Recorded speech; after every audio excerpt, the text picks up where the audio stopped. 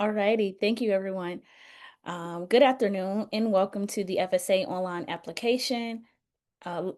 loan application, webinar.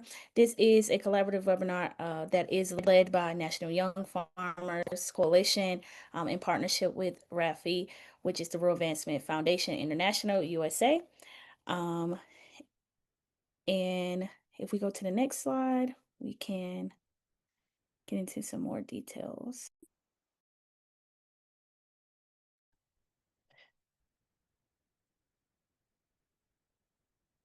Okay, I think we went too far up, Shakira. We want to go back one. All right. So about our organizations, National Young Farmers is a intersectional coalition that works for justice and collaborative liberation for our food and farm systems. They champion policies that resource connections to the land and foster our health in the face of climate crisis. They advocate for policies that recognize farming as a public service. They also work in partnership with social justice movements for a future which people, land, and relationships are respected. And Rafi is a 35-year-old nonprofit based in North Carolina whose mission is to challenge the root causes of unjust food systems by supporting advocating for economically, racially, and ecologically just farm communities. Rafi has worked to find solutions to decreasing inequities in our food system in effort to help empower communities and decrease the exploitation of those communities by corporate power structures.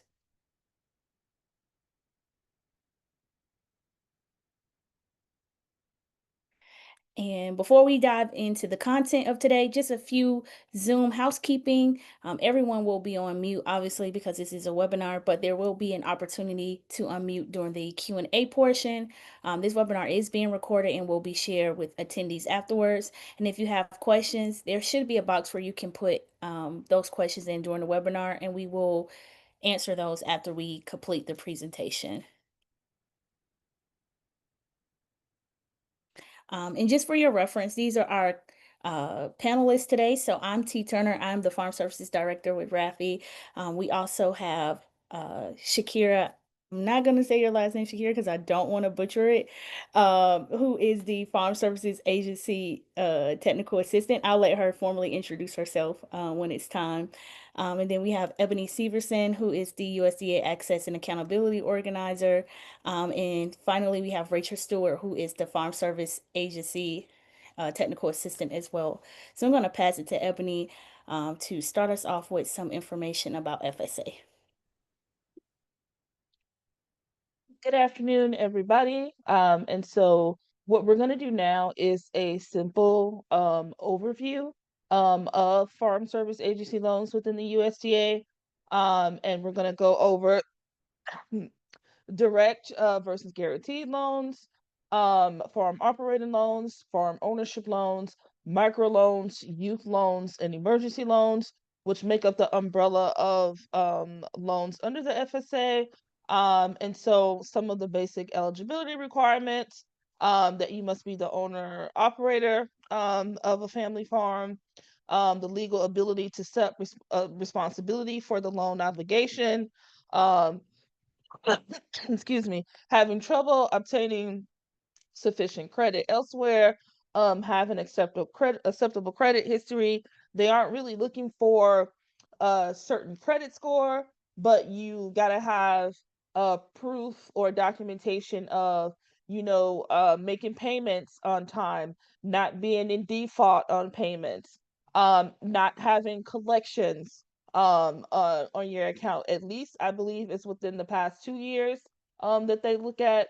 And so that's what it means when it's acceptable credit history. So that's one of the benefits of the FSA loans when they're not looking for a specific credit score, but of just your documentation that you are paying your bills on time, and that you aren't in a lot of debt as far as having a lot of connections um, on your credit report, sufficient managerial ability, so that you have some ability to actually run your farm.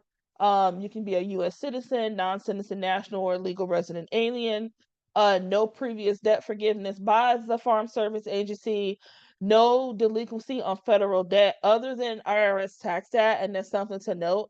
that if you do have some IRS tax debt, you still can get an FSA loan, but they don't want you to be delinquent on any other federal debt. No violations of any federal crop insurance programs, and no federal estate convictions. I think it's for is it drug possession? I can't see the bottom of, but I think that's what it is, right? Yes. I just wanted to make Yes. sure. Okay, next slide, please. Before you start your next slide, Ebony, I did want to go ahead and Oh, launch the about the poll. poll. I'm sorry, I saw that. No Yes, so worries. we're going to do um a poll to find out just the information that you know. Like, are you familiar with FSA loans? If you would like to receive technical assistance from us, and that includes are you starting your journey and you are thinking about getting an FSA loan, whether it's operator loan, whether it's an ownership loan, whether it's a micro loan, a youth loan, or an emergency loan, and you would like us to provide technical assistance, whether you already have your land and you're looking at getting operating loans to, let's say you need to get a tractor, or let's say you need to do you need to get some buildings or anything put on your property. So there's all these different levels where we can provide technical assistance to you. And then the last one, if you have any farming experience.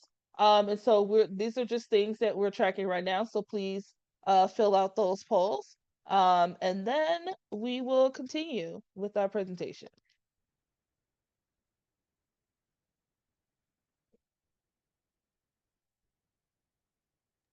So we're going to give it about 30 more seconds to complete the poll. We have about 65% of people who've answered. So if you haven't answered already, please do so. Okay.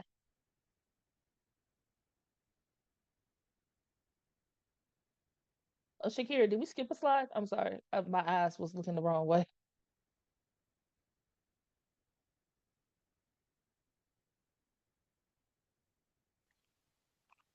Okay. No, we're right on track here. Oh, okay. I was Okay. looking at the poll. Yes. All right. I'll hide the poll for now. Okay, awesome. So now I'm going to turn it over to one of our FSA technical assistance consultants here at National Young Farmers, Shakira Regoza. Shakira, you have the mic. All right. Thank you, everyone. My name is Shakira Regoza, and I work with farmers applying for FSA loans. And I'm also a farmer myself. I've used their loans to help buy land and also to purchase equipment, to build a packing shed, and just for some basic operating expenses. And it can be done, but we are here to help you because there is quite a bit of paperwork involved. The good thing is that now we have access to do a lot of this online versus going into your office multiple times trying to fill out everything. But there are some steps we need to take to prepare to access this online application. And you will have to create an account called a level 2 authentication. This account is a higher level access than your basic like registration account where you have to verify your identity. So if you didn't get a chance to scan the QR code, we'll have another opportunity for that later. But once you go in, you'll create your account, you'll put in some basic information, and then once you have your account, you can connect it to a login.gov account. If you've done some business with the government, you might already have one of these accounts. So you'll just have to link the two together.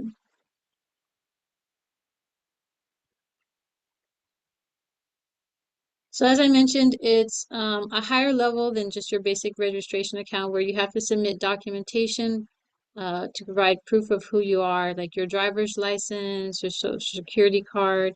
You can upload that information through their online application, or you can go into your local farm service agency and they'll review your identification just to verify it's you who's registered.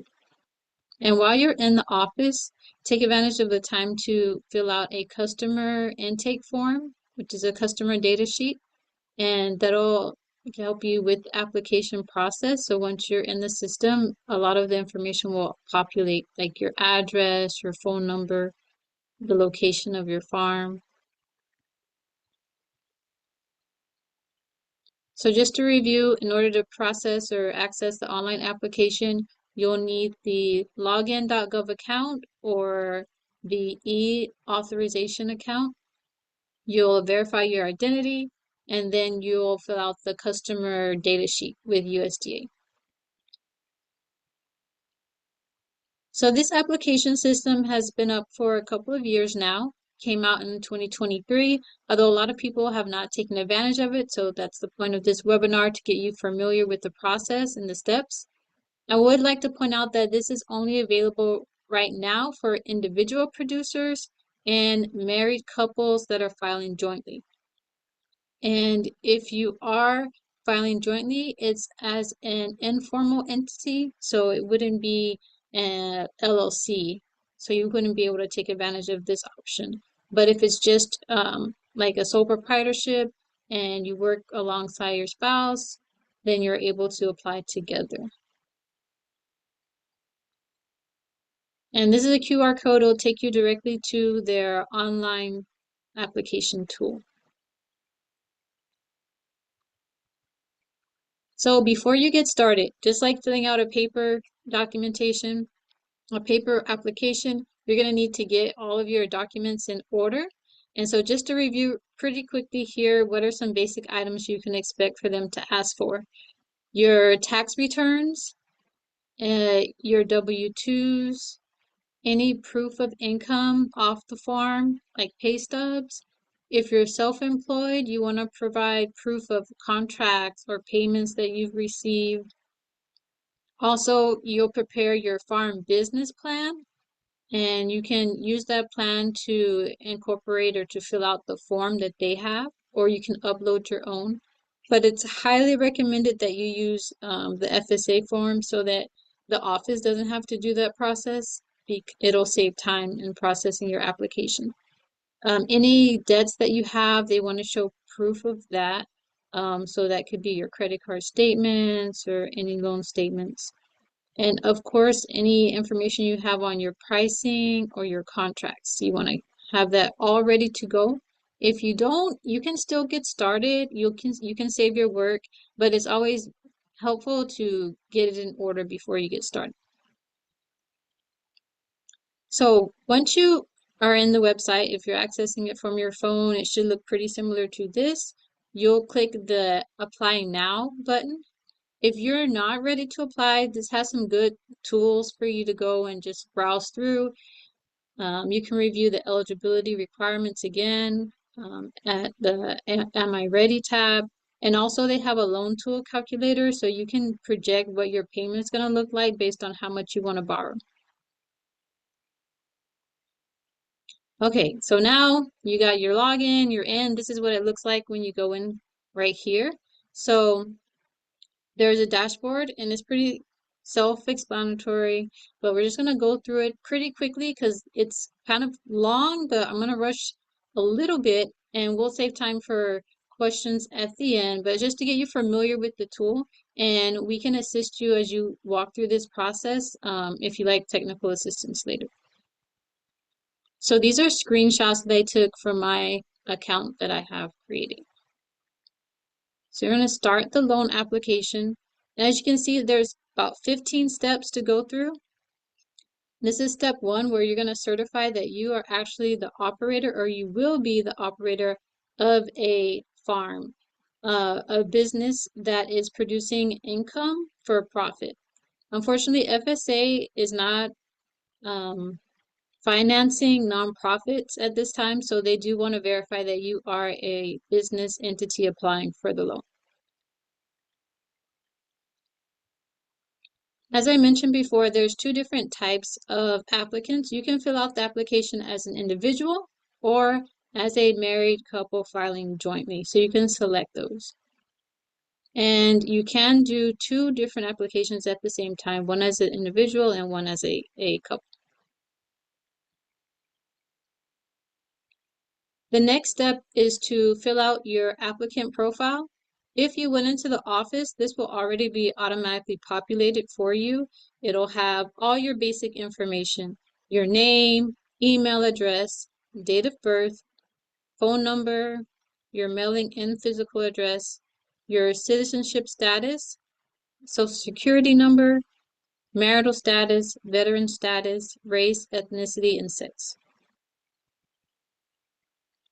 Next is where you get to share with them about what you do. What is your farm working in? So you'll select your state, your county, and then what is your primary farming enterprise? So what are you making the most profit from? As you fill out the form, you can put in information from all different aspects of agriculture. If you have a CSA, crops, livestock, it's not going to limit you, but they're just asking right now, what is your main business activity? So they do have options for like smaller, diversified farms. So you can put in if you're a CSA farmer or market gardener, you can list your crops there. Also, as you can see, if you're growing timber or you have tree nuts, hay, forage, all of those are included.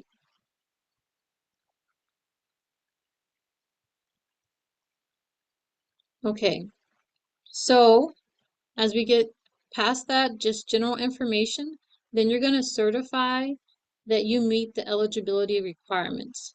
And I know Miss Ebony went over this a little bit, but we're going to repeat it again. You're going to put your name of your business. If you have any history of litigation, any criminal history, if you have any connections with an FSA employee, or if you're related to an employer or employee yourself. And if any of these are true, then you want to go ahead and provide further explanation. There'll be a pop-up box and you can just type in briefly the situation. And now we start the loan application. There's two different types we're going to go over right now that you can apply for. Unfortunately, the emergency loan, the youth loans, or the streamlined loans are not available online at this time, but you can still apply for them by going through your local office. So you have options to get an operating loan or an ownership loan. So if you're going for an ownership loan, is to purchase real estate. You're going to be getting farmland. Also, you can use it for capital improvements or construction. So let's say you need to build a barn or the packing shed, in my case. Or you can build a home. We've helped farmers that were able to purchase their land and also get a loan for building the home on their land. And you see a drop-down box here. You can select multiple options as well by clicking Save. And you can say you want a loan for the real estate. And also you're going to be applying for the capital improvement all at once. The same for the operating loans. You can select exactly what you'd like to use it for. When they say annual inputs, that's all the things you need to work, to process, to begin your season. So that's seeds, fertilizers, pest control, breeding livestock, or your livestock that you're buying. Or you can also use it to refinance operating debts from a private lender or to buy and purchase equipment. So as you can see, we went through this process and I have two different loans set up here, an operating loan and an ownership loan. So once you select it, it should look similar to this. Second to selecting like the amount and what type of loan, they will ask you for additional documentation for a farm ownership loan. One of the requirements for a complete application is to have a contract or purchase agreement for a property. So this protects you. It also lets the buyer know that they're going to be committed to holding the property for you as you work through the FSA loan process, which could take up to 90, well, not up to 90 days, but could take 90 days, 120 days. So they need to be patient and aware. So it benefits you by having it in writing, a contract. So they'll ask you to submit that. You can work through this process, of course. If you don't have it, you can just skip this section, but please go back to it and add it, or later your application will be delayed until you actually get that in, and they won't be reviewing what you submitted until the contract's there. If it's a construction loan, then you'll need cost estimates. All right. Next eligibility requirement is credit elsewhere. FSA does prefer that farmers reach out to at least 2 private lenders before coming to finance with FSA. Certain offices will require you to have that denial letter in hand, but that's not always necessary, just to show that there isn't any available credit options for you elsewhere. And if you have not, you can select no and keep working through the application. Don't let that deter you from finishing it. If you have not reached out, go ahead and just get started to get your information in as soon as possible. And then they will ask you about your credit history. Have you ever, or in the case of an entity, obtained an FSA loan? And they're asking this information also to see if you are behind or delinquent on the FSA loans.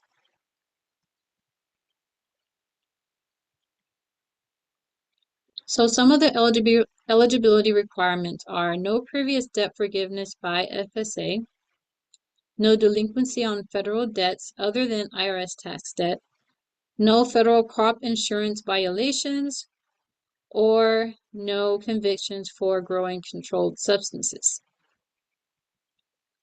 And if you answer yes to any of these, you'll be required to provide an explanation. So those are the basic eligibility requirements. Then they start getting into the farm management experience. Farm management varies based on the type of loan that you're applying for. If you're looking into getting an operating loan, you just need to have some management experience, even if you don't have farm management experience. But if you want to buy land, buy a property, the rules state that you have to have 3 years of farm management experience. So a beginning farmer might have a barrier there applying for an ownership loan through FSA if you don't have the farm management experience. They do allow you to make some substitutions, and we'll talk about that in the next slide. But if you don't have those 3 years, you can bypass that requirement by getting a guaranteed farm ownership loan where you work with a private lender and FSA backs the loan for you. Or you can work at least 1 year as a hired farm laborer with management responsibility and at the same time be working with a SCORE mentor. Okay, so talking about those substitutions. So if by chance you took a course in agriculture, a lot of them are offered by some of the extension agencies. If you completed an apprenticeship, all of that can count. And they can submit a letter on your behalf. If you have a certificate, you can upload it. So that will count as one of the 3 years. Next is agriculture education. If you completed a curriculum through a university, you can also use that for one of your farm management years.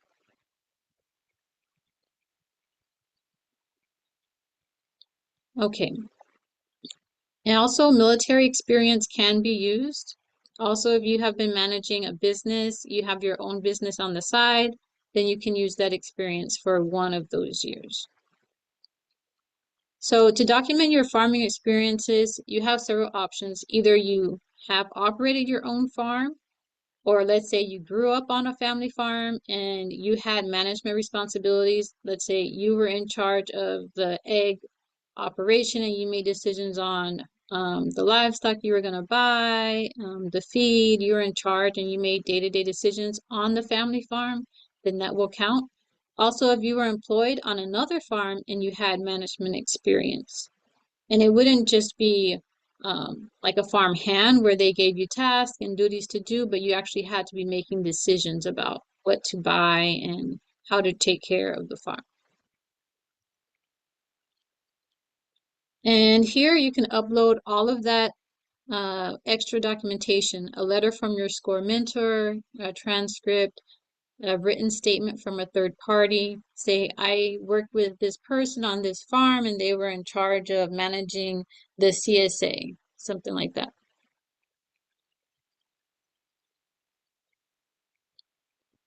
And then the citizenship requirement is for the loans are available for U.S. citizens or residents. And if you are a resident, then you need to upload your documentation. All right, so we got through eligibility requirements, and now we're gonna get into the meat and potatoes of this application, and I hope it's pretty clear. Uh, I'll go through the balance sheet, and we'll talk a little bit about a cash flow projection, and then we'll wrap it up. So the balance sheet is just a basic overview of your financial situation. It lists what are all of your assets, what do you own, the cash that you have, and on the other side, we're just going to list all your debts, what do you owe. If you already have this in a format, like if you have QuickBooks or something, you're welcome to upload it here. If not, you can fill out the form by a set of questions and they'll give you prompts. It's pretty self-explanatory. We'll just go through it pretty quickly here. You can input your cash on hand, all of your accounts or holdings that you have, and you can add multiple accounts here by clicking on the Add Another button. And just to remember to save your work. Next, do you have any money that's owed to you? So bills that people haven't paid you for work that you did or a sale that's pending. And if you have any crops on hand in your cold storage right now, sitting there that needs to be sold. And what's left in the field. They will even take into account if what you have growing, and that's going to be considered an asset. The same thing for any livestock or livestock products. And you can select different units of measure. It's up to how you operate. So for here, I selected broccoli and acres. So there's 3 acres in the field, and I'm estimating each acre is going to bring in 10,000. And so the total market value of that's 30,000. And there's an example here with the chickens, and you estimate your pricing and how much you're going to sell it for. And just to remember to click done, so it'll save your work. And if you want to add multiple crops or livestock types, then you can add it here. But always click done and then save, so it'll save what you're doing. Okay, supplies on hand. Let's say you're in the middle of a season and you still have items on stock that you're not going to have to pay for later. So you have fertilizer, seeds, fuel, and put it there. And farm equipment. Let's say you already have a tractor on hand. You want to take that into account. That'll all work in your favor. So you want to estimate what's the value of that tractor. And you're going to do the same thing for your personal vehicles. Putting it on here doesn't mean it's going to be counted as collateral.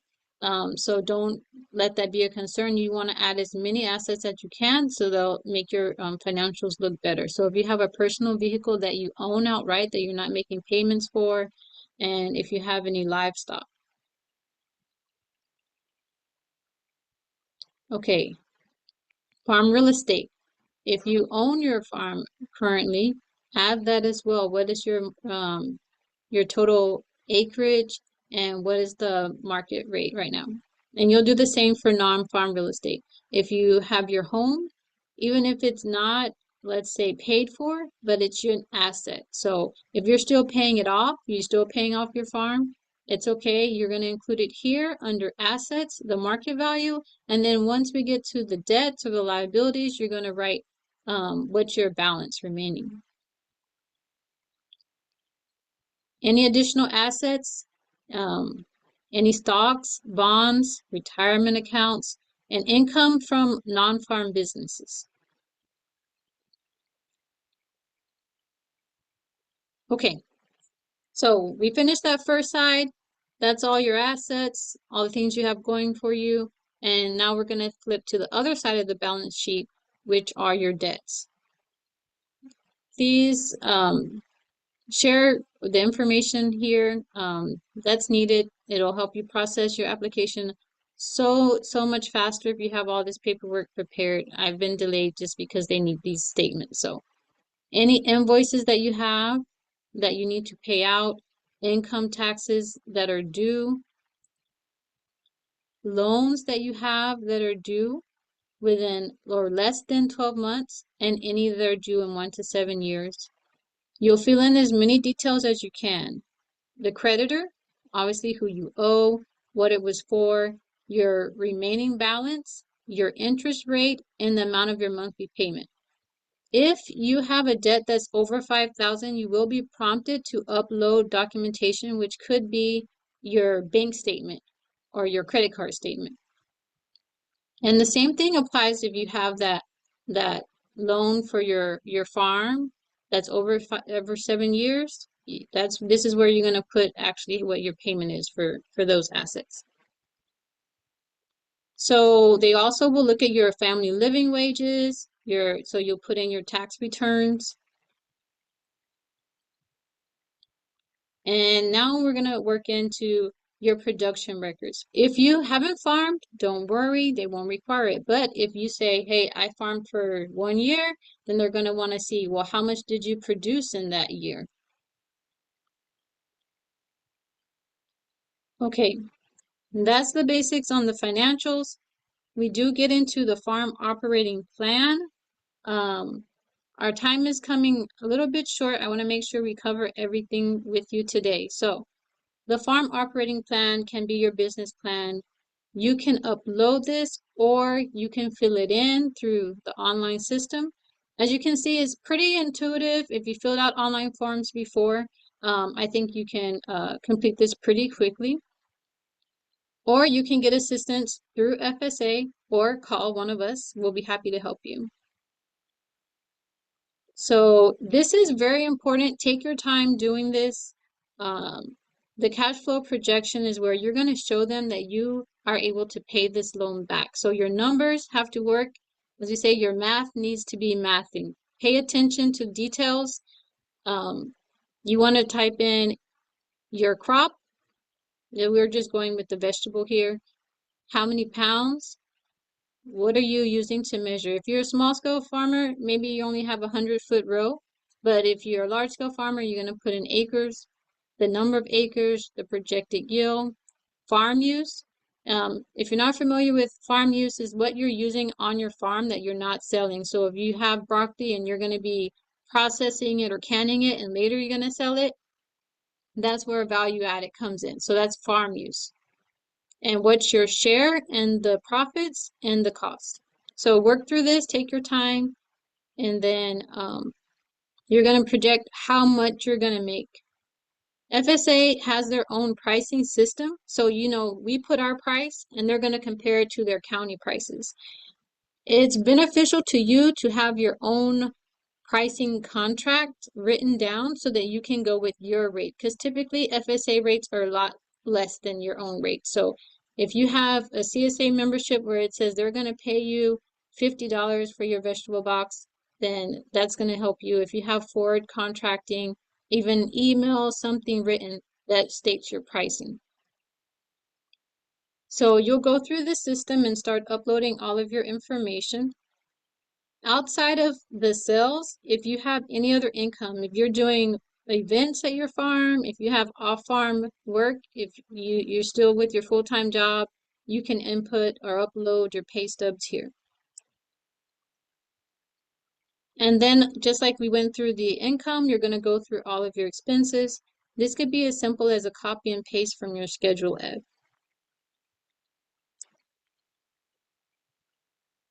And of course, you want to take into account the cost of living. And your non-farm income could cover all of these items. When it's all done, take your time to review. They will allow you to go back and review as you're going through.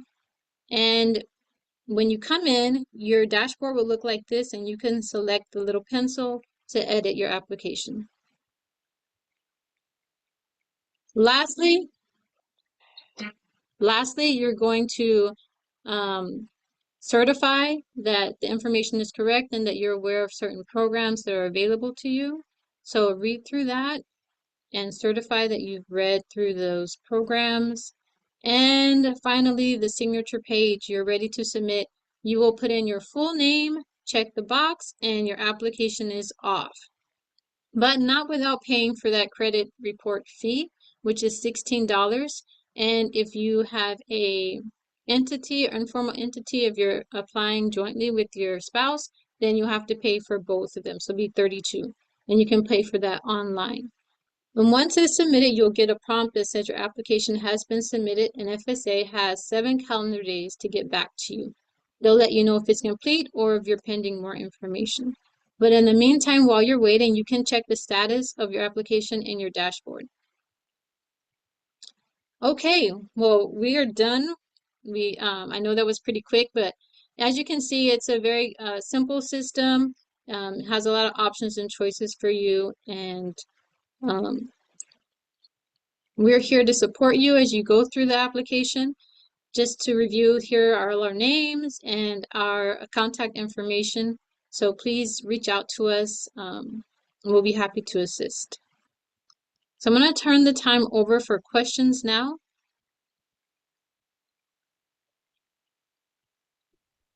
I don't know. Rachel, can you see the Q&A? I can. So Kathy had a question. Thank you, Kathy. It says, just wanted to make sure all is well. Oh, no, that's not it. Not Kathy, sorry. Oh, here it is. Okay.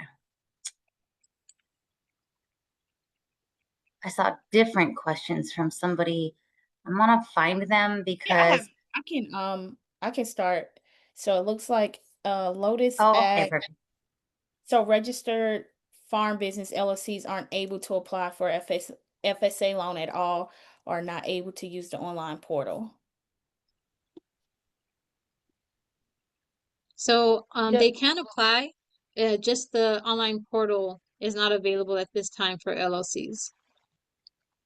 Yes, and for that one, that would be an opportunity that we would suggest that you can still download what's the form number for the USC application, you guys remember? Was it 2001? I don't remember. Yes. But so like you can still download the form, like fill it out, then have your documents ready. And so like if you're an LLC or a corporation, and since you can't do the online application, you can still submit your stuff virtually via email. You can already have your documents scanned onto your computer, and then that way that you can send that information in. We are recommending that because we know there's a lot of stuff going on. And honestly, for some people, their local office is 3 and 4 hours away. And so to make this process as smooth as possible, and so that you're not having to make multiple return trips, we are recommending that either you do the online application or you speak to your local office with the loan agent and send them your information virtually, including your application. So the next question is, will our online applications be processed by the local farm loans officer if we're in a county where the loan officer is hostile to small or non-commodity farms? Are there any options to work with somebody else? Do we have a couple existing FSA operating? Oh, it says, do we have a couple existing FSA operating loans and need more funding, but the local loan people are awful to us and farmers like us? I've definitely seen with this online application, I'm imagining it's going to go to whoever it's assigned to, which I think is just your local agent. And right now they're really understaffed, so you kind of don't know who it's going to go to. But once you realize who has it, you are able to request a different officer. And if you are experiencing issues, please feel free to reach out to us. So the next, did you want to answer T as well? No, okay.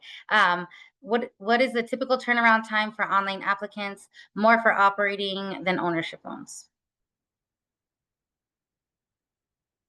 I would say that the application time should be standard, whether it's online or in person. I don't know if they've given different directives as to response times, but we had just talked about that, and response times are a big variable at this point in time because of the staffing issues. So again, if you are experiencing issues, we really recommend reaching out to us as soon as possible in any and all parts of the process, even if before you apply, so then we can review it and go over it with you, and then we can also monitor the timelines with you too.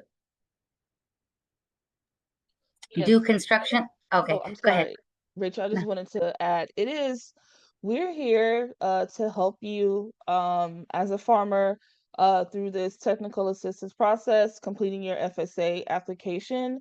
Please take advantage of this service that our organizations are offering, because you want to make sure that any application that you submit to the USDA is correct. You want to make sure that your numbers are correct. And so I have a lot of time where we work with farmers, and let's say, for example, you're doing your farm plan. Let's say you wanted to raise poultry because you wanted to sell eggs, right?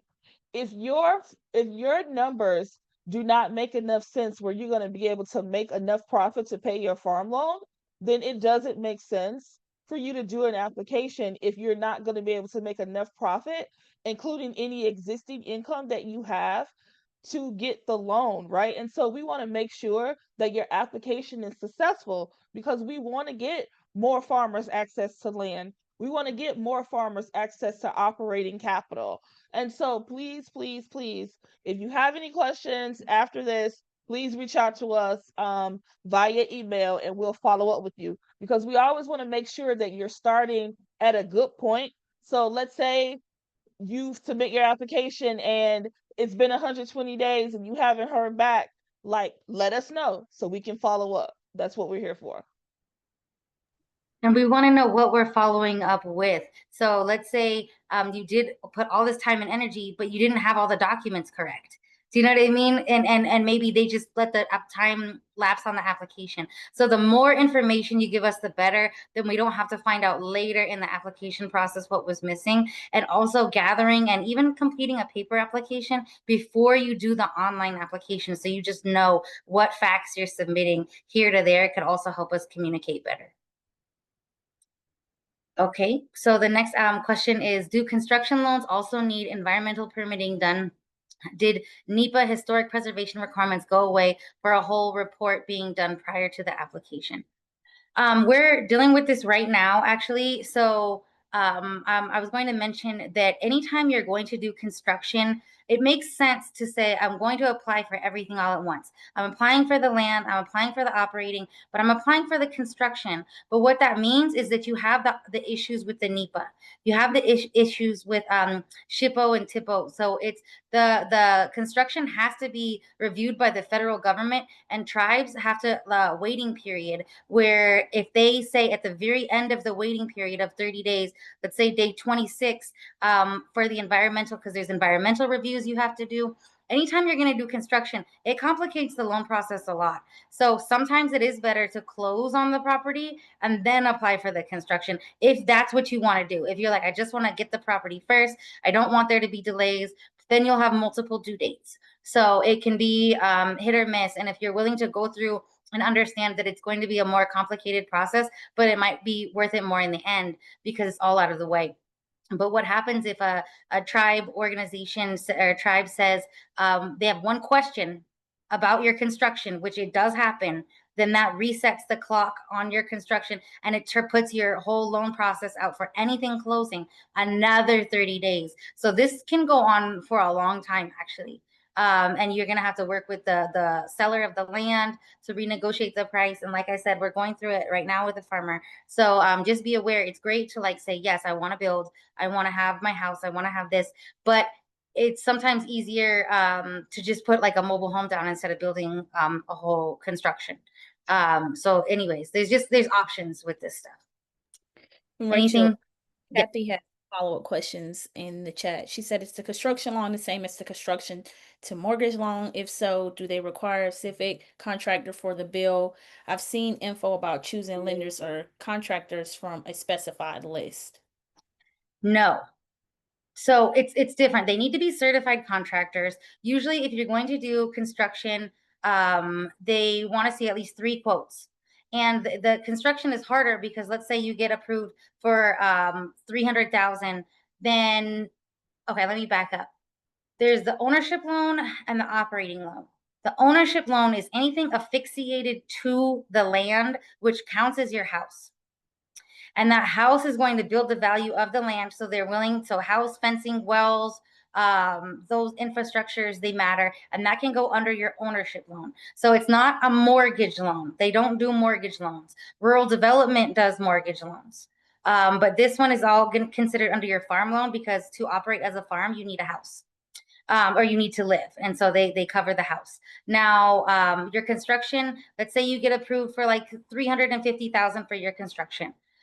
You can choose to take it out a little at a time because you might not need it all at once. You say, okay, well, I'm putting the deposit on the materials. You know what I mean? Okay, now I need to pay the contractor for, and so you'll contact your agent. And this is why it's really important to have a good relationship with your agent.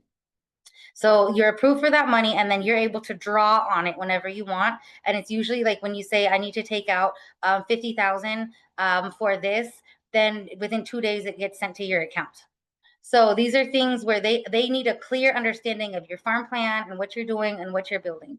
But I have seen it in places where the farmer wanted to do construction and then they were kind of discouraged and told to just buy a mobile home, and it made their process a lot simpler. So I'm not here to say do one or the other. It's just been different responses in different places. I hope that answers your question. Okay. Anybody else wants to answer that one? No? Okay. Do set-asides, the section 22006 assistance programs count as making ineligible for additional funding? I'm going to let somebody else take this one.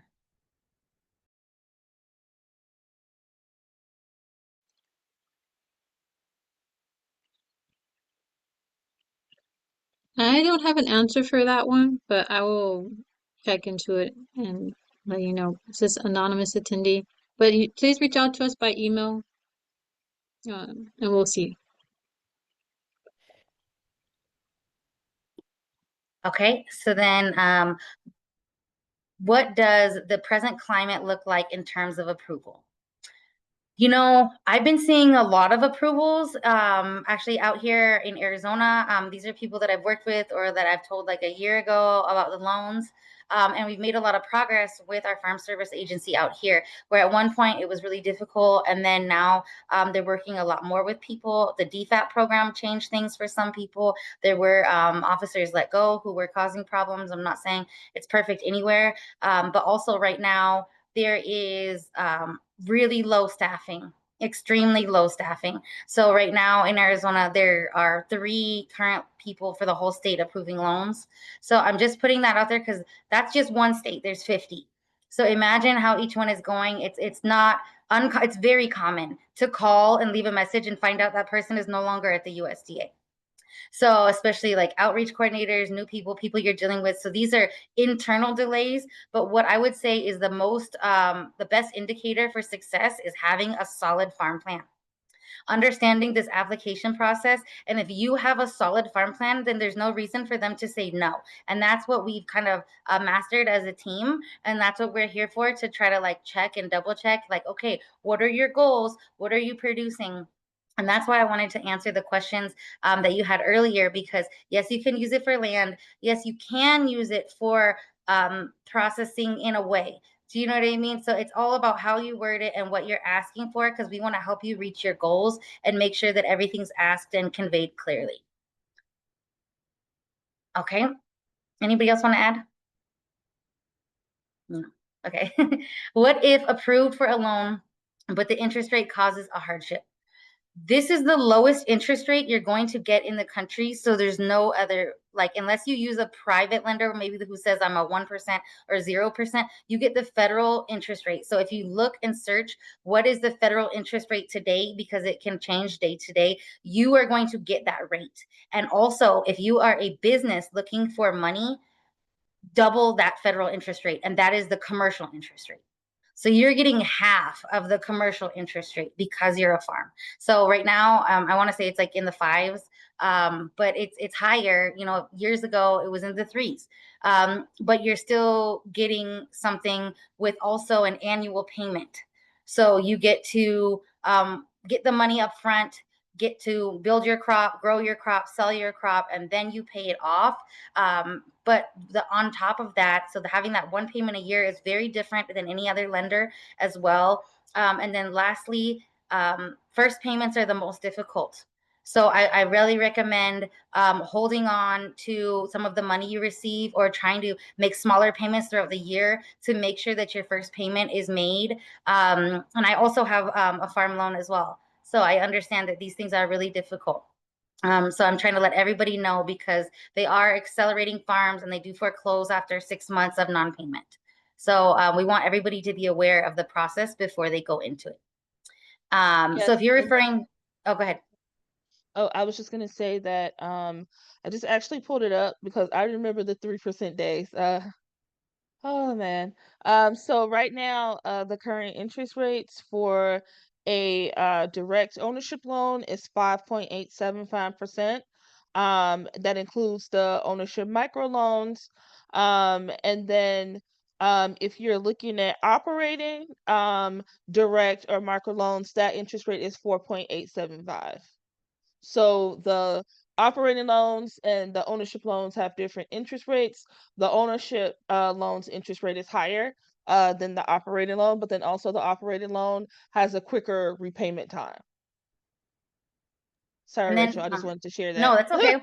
And then Stone, when you said you were referring to a bank loan, the bank, there's ag credits and ag loans. They also use these federally guaranteed money from the USDA, and they operate differently. The private lenders, they still use this federal money, but they usually request 1/3 down. So if you're requesting 100,000 from them, they want $30,000 down, and then they give you the loan. That's what I've seen. I'm not saying it's like always the case, but you can use a loan from FSA if you if they allow you to go through the process to pay off other debt as well. So then you can use this at a lower interest rate to pay off a different debt, and you can explain, you know, when I took on that debt, I was in a different place, and now I don't qualify for additional funding. So now you would qualify for an FSA loan. So how do you request a different loan officer, and who would we ask? What I recommend is emailing the loan chief for the state, because they are the one who all of the loan officers report to. And so you can say, you know, due to personal reasons in my county, I'm requesting, or you can say due to personal relationships, whatever you want to say, I'm requesting to work with a different loan officer outside of my county. And then let's see, Yeah, anybody that's else? really, Yeah. and I would say um we've all had our own different experiences with the loan officers that we've dealt with for our FSA loans. And then every location is different. You know, sometimes we hear from folks that, you know, they've had an awesome experience with their local office, and like that their current loan officer like is amazing, and those experiences are great. But then oftentimes we also hear, you know, that people are having some rough experiences with their local offices. I actually had one myself, because we also have to be real, understanding that, you know, every place is different. I actually had the local officer who I initially talked to actively discourage me from getting a farm loan. And we've heard that from other farmers, you know, that they're going into the office or that they're having conversations with loan officers, that they're being even discouraged from applying. The initial loan officer, and Rachel knows this, the initial loan officer that I talked to, even referred me to another farmer in the area that I was trying to farm, who also discouraged me from even farming, period. And so please, please, please do not let loan officers or the experience discourage you from your original goal of farming. Do not let them discourage you from your original goal of trying to get more capital for your farming operations. And so if you are having these problems, feel free to reach out to us, because that's what we're here for. And if it wasn't for me having access to Rachel and Shakira, like that was seriously rough. I even got a new loan officer, and she was in the same office but was kind of the same as the old person, trying to discourage me, and just overall, like, just bad experience. But I kept my ground, and I submitted my documents, and I followed through. This is why, please make sure that you have independent copies of your documents, because I even got into a situation where my loan officer emailed me saying that I didn't submit stuff that I had already submitted. And all I had to do, because my correspondence was via email and not over the phone, I was able to go back and look at previous emails to prove that I had submitted the documentations. And so then the loan officer was like, well, oh, I'm sorry, I didn't see those documents, right? But it's about CYA, cover your assets at all times. Make sure you have your documentations. If you have a verbal conversation with a loan officer, follow up with an email to confirm the conversation that you just had, especially during these times.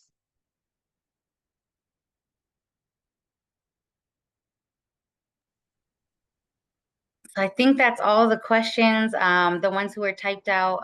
Thank you, Shakira, for answering their questions as well in the chat. So thank you guys for this time, and I'll let T take it back over. Okay.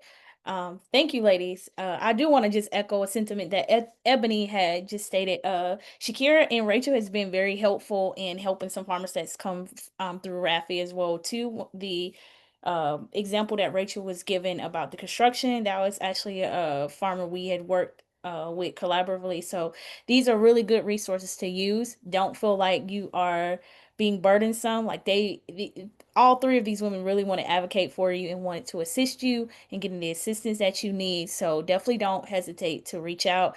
Our contact information is on the screen. If you didn't think of any questions today, but they come up, feel free to just reach out. And we appreciate you taking the afternoon to spend some time with us. We hope you enjoy the rest of your day. Thank you. I think we have just, if you're still hanging in there with us, we really appreciate you to fill out one last poll just to give us some feedback on how well we did today. Hopefully we increased your confidence in accessing these resources. And so if you have a few moments, I know we're over, but please Thank you. help us with completing this poll if you're still on. Let me. Yes, and thank you. We know that can be a really stressful and discouraging process. So that's what we're here for, to kind of guide you through, help you understand, and also support you.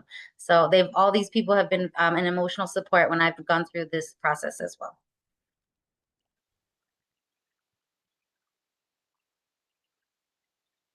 Yes, it can be done. And you can apply multiple times. I know, or just if you've already have a loan, you can apply for another one.